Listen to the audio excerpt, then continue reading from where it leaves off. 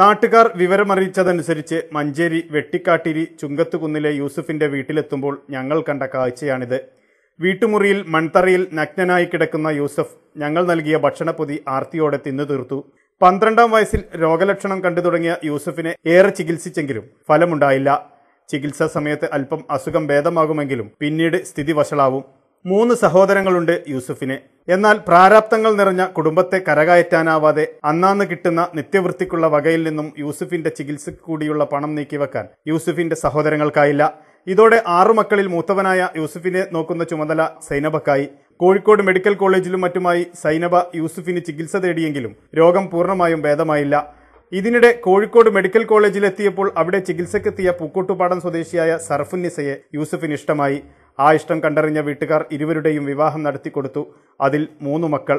പക്ഷെ ഭർത്താവിനൊപ്പം അധികകാലം ജീവിക്കാതെ മാനസിക രോഗിയായ സർഫുന്നിസ ആത്മഹത്യ ചെയ്തു. ഇതോടെ വൃദ്ധയായ സൈനബയ്ക്ക് മറ്റു മാർഗങ്ങളില്ലായിരുന്നു.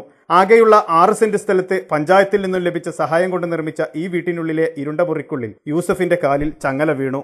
പൈസന്റെ വർഷം തന്നെ. പിന്നെ കൂടുക ഞാൻ കൊടുത്തു ചിലപ്പോൾ കുടിച്ചൂല. നല്ല ശീലമൊക്കെ ആണെങ്കിൽ നല്ല സ്വഭാവമാണ് കുടിച്ചാലും കുടിച്ചൂല. ഉണ്ട്, മക്കളൊക്കെ ഉണ്ട്. ഓര് വരും നോക്കൊക്കെ തിരിച്ചു ഓരൊക്കെ ഓരോ കാര്യമായിട്ട് അങ്ങനെ നോക്കണ്ട ഈ കാളില്ലോ ഞാൻ തന്നെ ഉള്ളൂ. 6 മാസമായി കാണാനില്ലാത്ത യൂസുഫിനെ കുറിച്ച് നാട്ടുകാർ അന്വേഷിച്ചപ്പോഴാണ് മനുഷ്യ മനസാക്ഷിയെ നെട്ടിക്കുന്ന ഈ വിവരമറിഞ്ഞത്. ഞങ്ങൾ വന്ന് കണ്ട് ഭക്ഷണം കൊടുത്തു.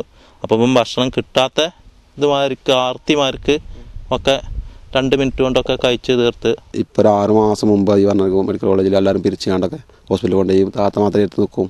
പിള്ളേർ കുതിരാട്ടത്തൊക്കെ നിന്നാണ് കുറേ സാധനം നിന്നാണ്. അങ്ങനെ വന്നാണ് ഇപ്പോൾ ലാസ്റ്റ് ഇന്നലെ ബല് കാണുന്നത്. ശരിയായ ചികിത്സ ലഭിച്ചാൽ യൂസുഫിന്റെ അസുഖത്തിന് പരിഹാരമാകുമെന്ന് വീട്ടുകാർക്കറിയാമെങ്കിലും അതിനുള്ള പണം കണ്ടെത്താനാവാതെ ബുദ്ധിമുട്ടിലാണ് സൈനബ.